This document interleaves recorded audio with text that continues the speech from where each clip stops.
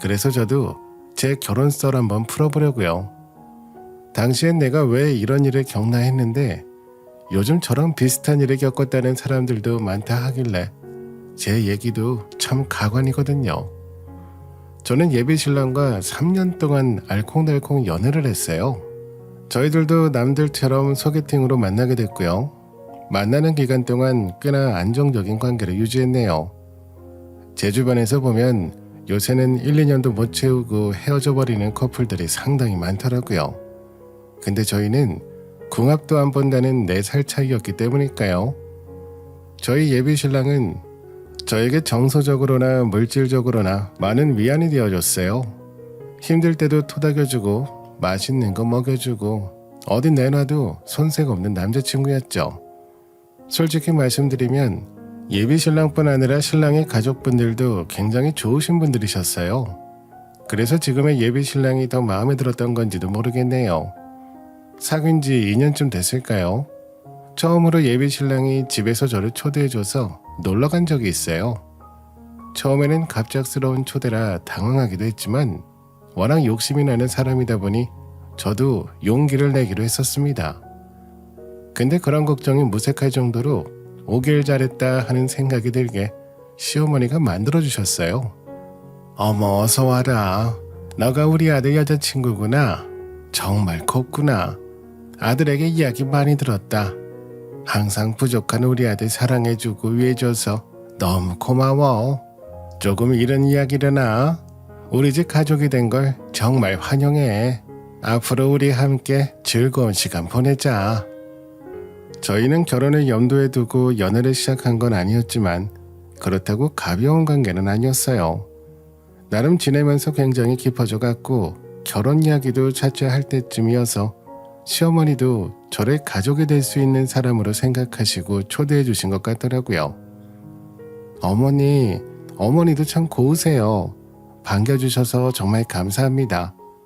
오빠에게 저도 항상 이야기 들었어요. 제가 평소에 남자친구를 그냥 오빠라고 부르는 게 입이 붙어서 우리 오빠 멋지게 잘 키워주셔서 제가 더 감사합니다. 앞으로 잘할게요, 어머니. 시댁에 놀러 갔을 때 시어머니만 계셨어요. 여동생도 한 명 있는 걸로 알고 있는데 그날은 보지 못했었네요. 시아버님은 몇 년 전에 돌아가셨다고 하더라고요. 아무튼 그렇게 시어머니와 첫인사를 마치고 시어머니와 저는 나름 친해져서 이후에도 몇 번을 더 만났습니다. 그렇게 대화를 이어가다가 어느 날은 자연스럽게 상견례에 대한 이야기가 나왔어요. 어차피 둘이 결혼할 거면 우리 예비 사돈 어르신들께 얼른 이야기해서 상견례를 진행하는 건 어떠니? 내가 볼 땐 둘이 너무 잘 어울리고 예뻐서 얼른 우리 며느리가 됐으면 좋겠구나. 하루라도 일찍 예쁜 손자도 보고 싶어. 아이쿠, 내가 또 주책 맞게 너무 앞서갔지? 우리 아들이 나 오버하면 혼내거든. 사실 언젠가 우리들이 결혼할 것이라는 막연한 확신은 있었지만 굉장히 추상적으로만 생각해왔었거든요. 적어도 저는요. 근데 시어머니가 상견례 이야기를 꺼내면서 조금씩 결혼이 구체화되기 시작했어요. 사실 그 전까지만 해도 제가 예비신랑과 나이 차이가 조금 있다 보니까 제 주변에서 결혼하는 친구들이 아직 없었거든요. 그래서 시어머니 제안을 들었을 때 아마 내가 결혼을 하게 된다면 첫 주자가 될 거다라는 생각에 당황스럽기도 하고 또 한편으로는 좋기도 하고 여러 감정이 들었습니다. 네, 어머니, 그렇게 해야죠. 근데 아직 오빠랑 구체적으로 결혼이나 상견례에 대한 얘기는 해보지 못해서요.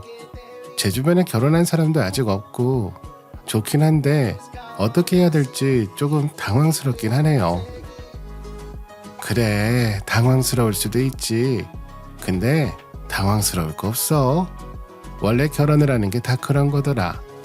나도 결혼해보기 전에는 결혼이 엄청난 건 줄 알았어.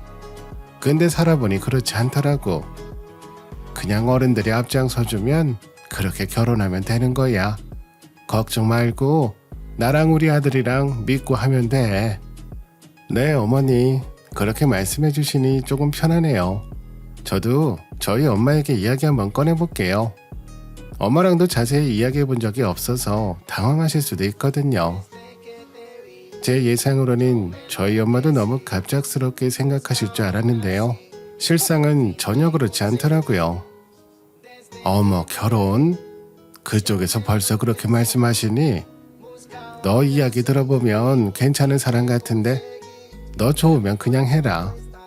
결혼도 숙제야 은근. 그쪽에서 상견례 제안하셨으면 진행해보는 것도 좋을 것 같아. 어릴 때 좋은 사람이 있다면 얼른 결혼하는 것도 나쁘지 않아. 어른들에게 결혼에 대한 얘기를 하고 나니 상견례는 물 흐르듯 자연스럽게 아주 금세 이루어졌어요. 지금 생각해봐도 어른들이 바로 추진하자며 나서주셨던 덕분에 가능했던 것 같아요.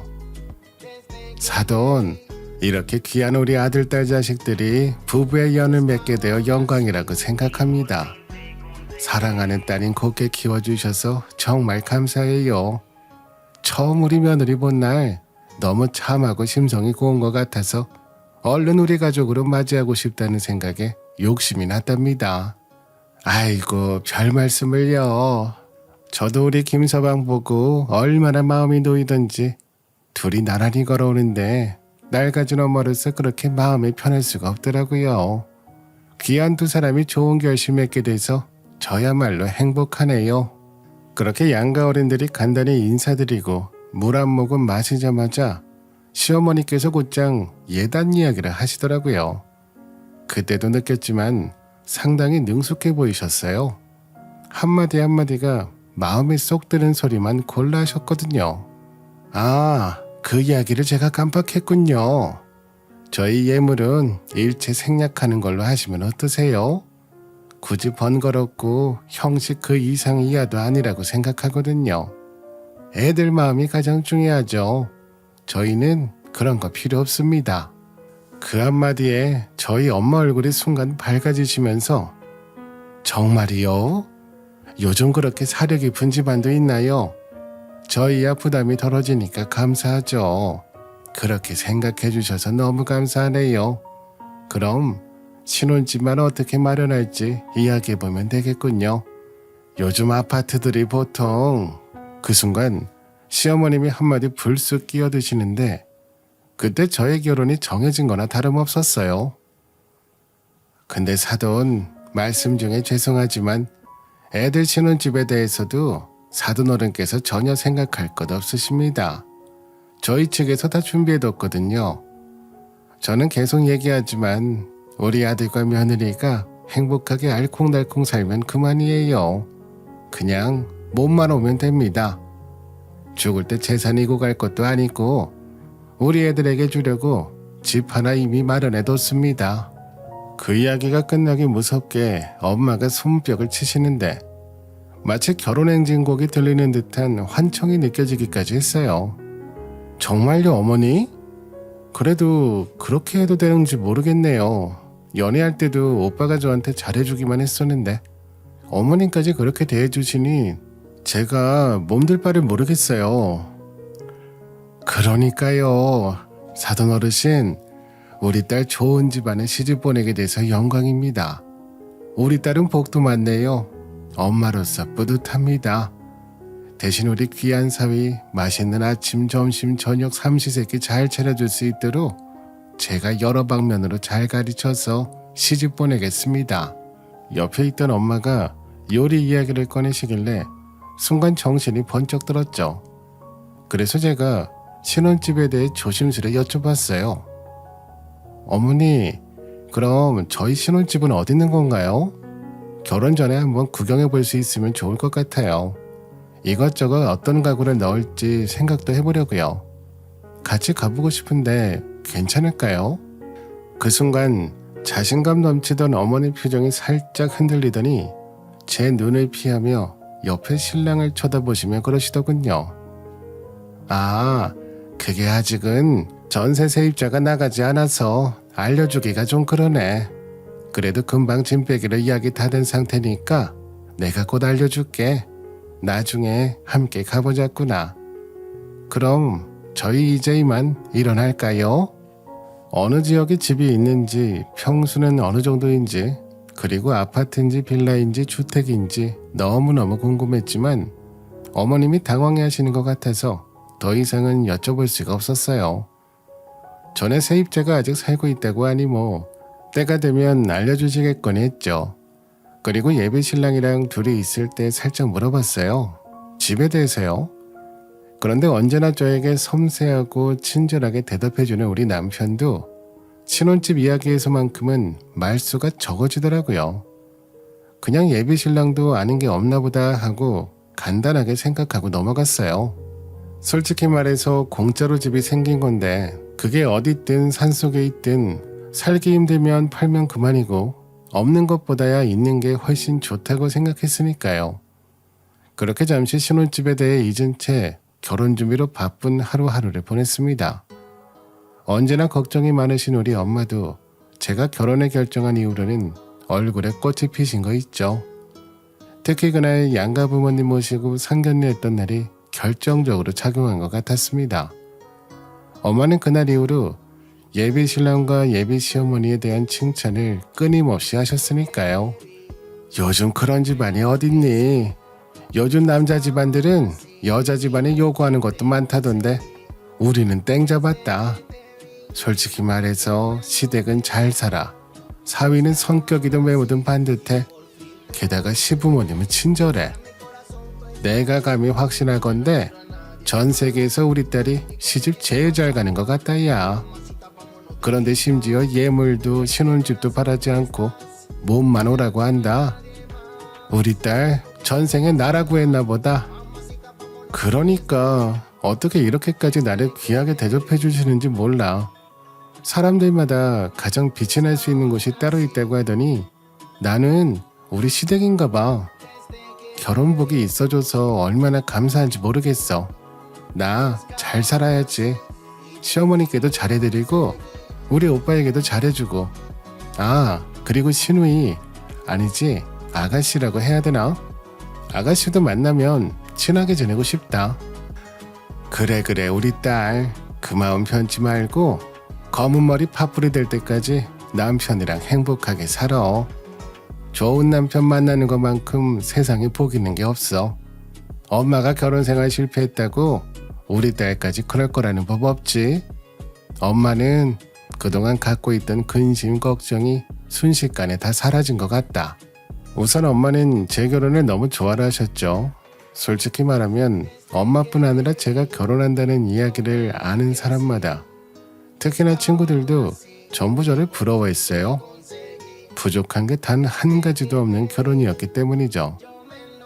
보통은 겉에서 보기엔 완벽해 보여도 실상을 알면 허점들이 보이기 마련이잖아요. 그런데 저희 예비 신랑은 정말 결점이 없이 완벽했어요. 이 세상에 이렇게 완벽한 사람이 존재하나 싶을 정도로 부족함이 없어서 때로는 제가 버거울 정도라고 생각하기도 했으니까요. 그러던 어느 날 기다리던 날이 찾아왔어요. 결혼식 날이었냐고요? 아니요. 바로 제 신혼집에 베일이 풀리는 날이었죠. 그동안 너무 궁금했지만 볼 수 없었던 신혼집에 드디어 갈 수 있게 된 것입니다. 우리 예비 며느리 그동안 신혼집 많이 궁금했지? 이제 이전 세입자가 오늘 오후 5시 정도까지 짐을 완벽히 빼겠다고 하더라고. 그 이후에 가보면 될 거야. 그전에는 절대 가지 말고 뭐 가도 되긴 하지만 아무래도 서로 좀 불편할 수도 있지 않니? 꼭 5시 이후에 가고 주소는 내가 문자로 보내줄게. 네 어머니 너무 기대돼요. 오늘 오후에 잘 다녀오겠습니다. 시어머니의 전화를 받고 저는 아이처럼 심장이 뛰더라고요. 마치 어릴 적에 선물 포장지를 뜯는 기분이라고 해야 될까요? 저는 곧장 예비 신랑에게 전화를 걸었죠. 오빠, 어머니께서 우리 신혼집 주소 보내주셨어. 오늘 이전 세입자가 짐까지 모조리 뺀다고 구경 가도 된대. 오빠 오늘도 6시에 퇴근하지? 끝나고 같이 구경 가자. 어때? 아, 그래? 엄마가 주소 보내준다고 했구나.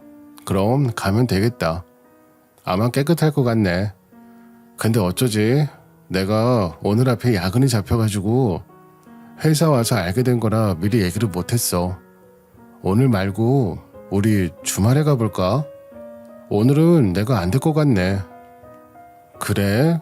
나 너무 가보고 싶은데. 그럼 어떻게 하지? 그래도 우리 둘이 지낼 집인데 함께 가보는 게 좋겠지. 알았어 오빠. 주말에 가보자. 그때 대답은 주말에 가겠다고 했지만 이미 제 마음은 신혼집에 진즉 도착한 상황이었어요. 그래서 본의 아니게 어머님과 신랑에게 말하지 않은 채로 저 혼자 신혼집으로 가보게 됐죠. 저는 그렇게 주소를 따라 한 아파트에 도착했습니다. 그런데 제가 큰 실수를 하나 한 게 있었어요. 아파트에 거의 다 도착하고 나서야 생각이 났네요. 시어머니께선 오후 5시 이후에 가봐야 세입자가 나갔을 거라고 하셨는데 들뜬 마음에 너무 일찍 출발해버린 거예요. 예비 신랑 퇴근하고 6시 이후에 같이 가면 되겠다고 생각하고 있다가 그게 안 돼버리니 순간적으로 시간을 깜빡했네요. 그치만 다시 집으로 돌아갈 수는 없었어요. 저희 집에서 이곳까지는 지하철로만 2시간이 걸렸으니까요. 셋이니 어쩌면 세입자가 나갈 수도 있겠다는 생각이 들었고 시어머니가 최대한 넉넉하게 시간을 말씀해 주신 거라 했거든요. 그래서 혹시 모를 상황에 대비해 근처 가게에 들려 롤케이크 하나를 샀네요. 혹시나 이전 세입자분이 여전히 가구를 빼고 계신다면 선물로 드리고 집 좀 미리 구경하려고요. 운 좋게 이미 짐을 다 뺀 상태라면 제가 먹으면 되니까요. 우선 벨부터 눌러봤는데 안에선 대답이 없더라고요. 그래서 조심스레 시어머님이 알려주신 집 비밀번호를 누르고 들어가 봤습니다. 그런데 깜짝 놀랐어요. 안에 사람이 있더라고요. 벨 눌렀을 때 대답 좀 해주지. 안녕하세요. 안에 계셨네요. 이전 세입자 분이시죠? 저는 이제 여기서 살게 될 사람입니다. 벨 눌렀는데 대답이 없으시길래 안 계시는 줄 알고 비밀번호 누르고 들어왔어요. 죄송해요. 혹시 롤케이크 좋아하시면 이것 좀 드셔보실래요? 아, 예, 안녕하세요. 청소하느라 벨소리를 못 들었네요. 옳게 되시죠? 처음 뵙겠습니다. 네? 옳게요? 여기 사셨던 세입자분이 아니세요? 아, 굳이 따지면 맞아요. 맞아요. 롤케이크 잘 먹을게요. 순간 이게 무슨 상황인지 전혀 이해가 되지 않아서 멍 때리고 있었어요. 근데 그분은 계속 바로 청소를 하시면서 혼잣말로 중얼거리시더라고요. 아니 엄마는 5시까지 청소해 놓으라면서 왜 올케한테는 시간을 일찍 알려준 거야? 나한테 신신당부하더니 뭐야 정말. 이런 이야기를 하는 걸 들으니 무슨 상황인지 대충 윤곽이 잡히더라고요. 저희 신혼집 안에 계셨던 분은 바로 우리 예비 신랑의 하나뿐인 여동생 저의 시누이였어요. 어머, 그럼 혹시 아가씨세요? 왜 여기서 청소를 하고 계세요? 저도 오늘 처음 와보는 건데. 네, 제가 처음 왔을 때부터 올케라고 호칭 썼잖아요. 제가 오빠 동생이에요. 처음 뵙겠습니다. 반가워요. 저는 뭐 엄마가 시키니까 하고 있는 거죠 뭐. 그래서 제가 아니 근데 제가 이해가 안 되는 게 있는데요. 이전에 이곳에 다른 세입자가 살고 있어서 제가 신혼집 구경을 못 온 거라고 들었는데 맞나요? 네, 맞아요. 그러면 아까 제가 여기 사셨던 세입자냐고 물어봤을 때 왜 맞다고 하신 거예요? 아이고 복잡해. 그냥 대충 말한 거예요. 올케 언니, 우리 오늘 처음 만났는데 밝은 얘기만 하면 안 될까요? 제가 좀 피곤해서요. 저 궁금한 거 있으면 찜찜해서 잠을 못 자요. 알려주세요 아가씨. 네? 팔자 좋네요. 언니, 겨우 이런 고민으로 잠도 못 자다니. 네? 팔자가 좋다뇨. 그게 무슨 뜻이에요? 아니에요. 제가 요즘 사는 게 힘들다 보니 현실적인 눈앞의 문제들 이외에는 신경 쓸 시간도 여유도 없거든요. 근데 올케 언니는 이런 사소한 것까지 골머리를 쓰고 고민하는 거 보니까 팔자가 좋아 보인다는 뜻이었어요. 제가 아무리 나름 밝은 성격의 소유자라 하더라도 이건 뭔가 많이 찝찝했어요. 뭔가 신우이가 숨기고 있는 게 있구나 싶었죠. 신우이가 여기서 청소를 하고 있는 것도 말이 안 되고 그걸 저에게 시어머니가 비밀로 한 것도 이상했어요. 게다가 신우이가 이전에 이곳에서 살았다는 것처럼 단서를 줬는데 만약에 신우이가 여기서 살았으면 시어머니나 남편이 말해주고도 남지 않았을까요? 근데 왜 안 했을지 신우이가 거짓말을 치고 있는 건지 아니면 시댁에서 숨기고 있는 건지 머릿속이 복잡해졌습니다. 우선 지금 저에게 가장 중요한 것은 신우이와 친해지는 것이었어요. 라포를 형성해야 신우이가 저에게 마음 편하게 이런저런 이야기를 털어놓을 거 아니에요. 그래서 전략을 바꿨죠. 아, 팔자 좋다는 뜻이 말 그대로 좋은 의미였군요. 제가 오해해서 미안해요. 아가씨, 요새 무슨 힘든 일 있는 거예요? 현실적인 문제들이 뭔데요? 저에게 말해봐요. 제가 도와줄 수 있는 거면 꼭 도와줄게요. 아니에요. 올케 언니가 도와줄 수 있는 문제가 아니에요. 뭔데요? 그래도 한번 말해봐요. 때로는 말을 털어놓는 것만으로도 위안이 될 때가 있잖아요. 그러고 나면 더 좋은 아이디어가 떠오를 테니까 저 믿고 말해보세요. 제가 지금 일이 없어요. 실업자가 됐어요. 잘 나갔던 일본 면세점 회사 아시죠?